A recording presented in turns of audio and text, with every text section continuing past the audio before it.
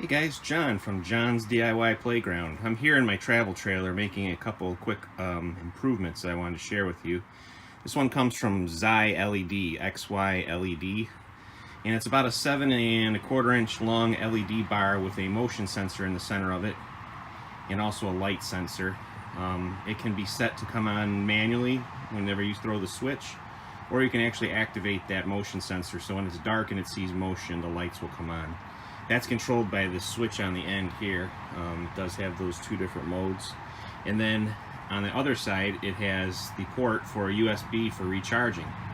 I've been using these in a couple of places in my house, and they work very well, very reliable. I even have one in a mini fridge, so when I open it, it lights up the inside of the fridge, which is really cool. But what's the great design with these is it has this adhesive strip, which is actually a magnetic base. And you just pull back the tape and stick it where you want it, so then when you need time to recharge, you just pull it away from the base and you can take this to wherever you need to take it to go charge. So let me show you what I did in my camper.